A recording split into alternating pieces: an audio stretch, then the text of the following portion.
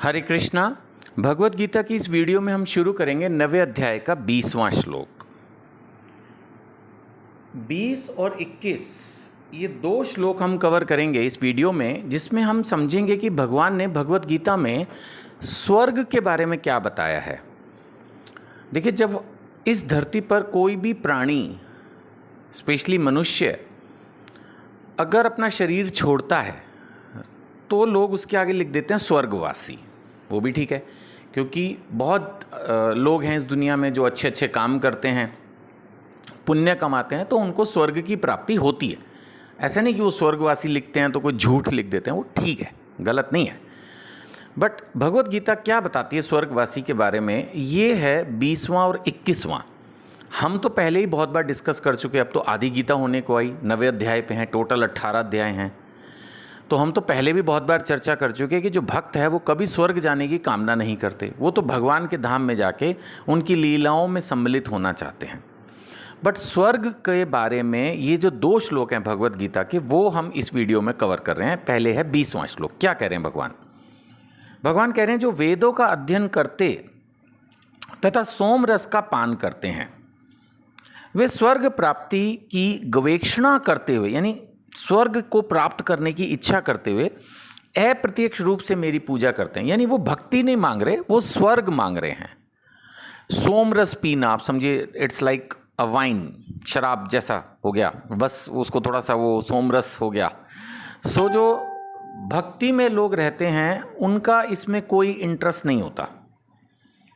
वे पाप कर्मों से शुद्ध होकर इंद्र के पवित्र स्वर्गिक धाम में जन्म लेते हैं, जहां वे देवताओं का सा आनंद भोगते हैं।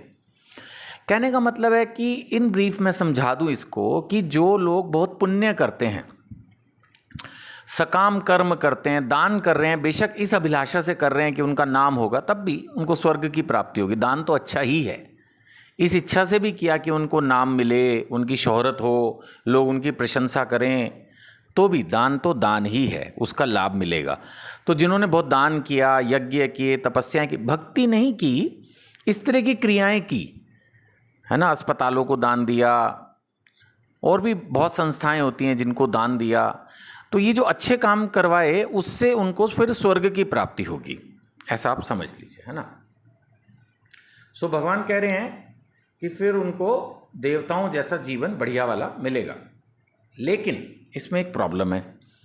वो प्रॉब्लम क्या है वो 21वें श्लोक में बताई गई है। वो कह रहे हैं, इस प्रकार जब वे उपासक विस्तृत स्वर्गिक इंद्रिय भोग को भोग लेते हैं, इंद्रिय सुख को भोग लेते हैं, और उनके पुण्य कर्मों के फल क्षीण हो जाते हैं, है ना। ऐसे समझ लो कि भाई रिचार्ज हो गया अनलिमिटेड, तो वो चल रहा है मस्त, है ना, उसमें आप पूरा इंटरनेट यूज़ कर रहे हो, कॉल भी कर रहे हो, लेकिन माना वो था 28 दिन का, आपको नहीं जी 3 महीने का कर दिया, 1 साल का कर दिया, चलो 1 साल तक बढ़िया चल रहा है सब कुछ, लेकिन 1 साल जब ख़त्म तो चैप्टर फिनिश।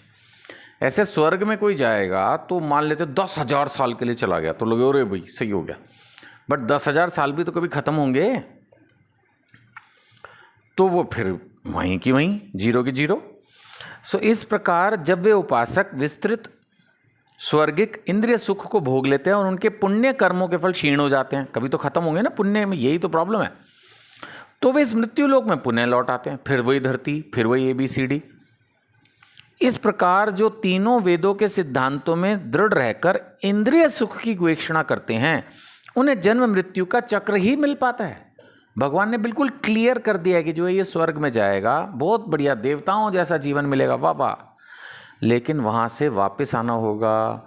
वहाँ पर जो हमारी प्रेजेंस होगी वो टेम्परेरी होगी। अब कुछ लोग होते हैं जो सोचते हैं चलो यही सही, हमें नहीं करनी भक्ति, जितना मिलेगा समय एक बार इंद्रिय सुख, है ना, इंद्र देवताओं का इंद्रिय सुख जाके देवताओं के समान एंजॉय ही कर लें, तो ठीक है।